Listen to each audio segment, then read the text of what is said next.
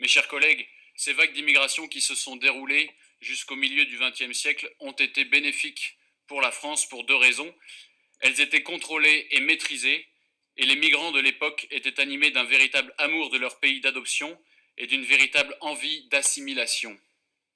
Force est de constater que les temps ont changé et l'immigration choisie a laissé place à une immigration subie que je qualifierais objectivement d'immigration invasion.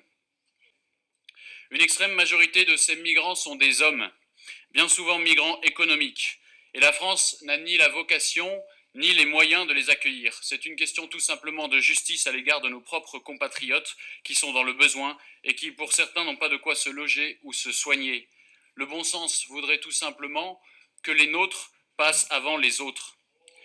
Votre solidarité à vous, elle est politique, elle est idéologique, elle est suicidaire, et vous aurez tôt ou tard à répondre du sang des victimes du terrorisme, du sang de nos compatriotes français qui sont 2 par jour à mourir dans la rue, dans le...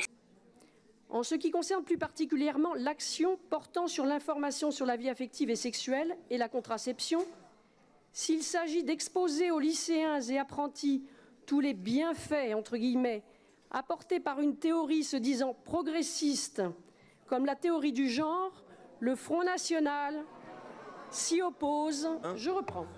S'il s'agit aussi de présenter l'IVG, comme c'est le cas, sur le site gouvernemental ivg.gouv.fr comme étant l'unique solution face à une grossesse non prévue et qui réduit l'embryon et le fœtus à un œuf. Voilà. Je vois que comme moi, vous êtes choqués par ce que vous entendez, c'est bien. Bon. Si nous sommes favorables aux langues régionales, est-ce qualité de langue ayant une réelle historicité, telle le basque, le breton, l'alsacien?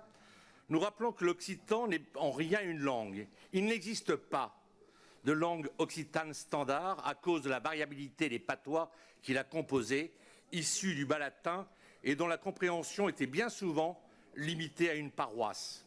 Offrons en revanche le meilleur à nos enfants, l'enseignement du latin. Alors que voici 2 ou 3 générations encore privées d'enseignement, les habitants de nos campagnes, souvent illettrés, se voyaient octroyer par les élites d'alors le bas latin. Les élites offraient et offrent encore aujourd'hui à leur descendance le latin. Pourquoi? Car le latin permet de maîtriser la langue française, structure la pensée et permet d'atteindre le niveau conceptuel nécessaire à des études supérieures. Dès le XIe siècle, la trêve de Dieu suspendait durant les quelques jours entourant Noël toute activité guerrière ou, à minima, belliqueuse, afin de respecter cette magie fédératrice des lumières de la crèche. Plus récemment, un exemple admirable nous est venu du front, pas national, rassurez-vous. En 1914, au milieu des tranchées boueuses, où nos soldats se livraient à une guerre sans merci, de brefs cessez-le-feu non officiels furent instaurés pour le soir du réveillon de Noël.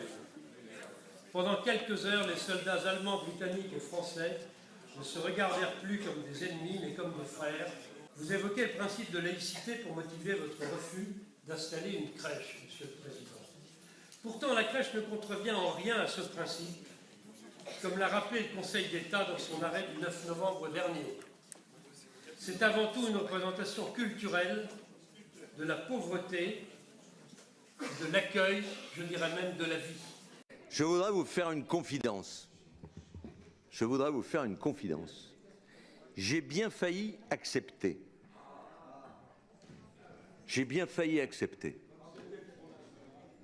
Non. J'ai bien failli accepter. Et vous savez ce que j'aurais mis sur l'immeuble de la région, à côté de la crèche? Venez saluer ici le plus grand immigré de tous les temps, Jésus. Et arrêter de subventionner des inepties déracinées. J'en prendrai qu'un seul exemple, où nous avons été les seuls à nous opposer à un dossier voté en commission, à la dernière commission permanente, qui a provoqué l'hilarité de vous tous, du moins des membres de la commission permanente, l'hilarité de tous sur les bancs, tellement les 10 000 € concernaient une œuvre pitoyable et totalement absconde. Il s'agissait, je vous le rappelle, d'une artiste, du moins la présentiez-vous comme telle, issue des pays nordiques, et qui qualifiait son œuvre, je cite, « Je suis un poisson mort dans une mer de cyanure. J'aime les garçons qui ressemblent à des filles et les filles qui ressemblent à des extraterrestres. » Comment, mes chers collègues? Eh oui, et vous avez voté, ça coûte 10 000 €, ça, écoutez, c'est pas mal. Compte tenu de la volonté socialiste du refus de transparence, le rapport d'argent entre syndicats et politiques traduit une collusion politique évidente, loin des oppositions de façade orchestrées pour le sketch médiatique.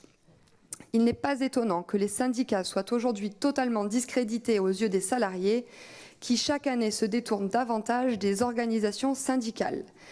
Les Français ne veulent plus que leurs impôts et taxes financent des syndicats antidémocratiques qui immobilisent le pays et qui sont contre toute réforme. Le Front National, au nom du peuple, de l'intérêt général, de la lutte contre les corruptions et les gabegies, déplore cette désaffection bien légitime qui nuit au dialogue social, demande que les comptes des syndicats soient désormais contrôlés sur le modèle des partis politiques et appelle au développement d'une véritable liberté syndicale non politisée au service de tous les travailleurs.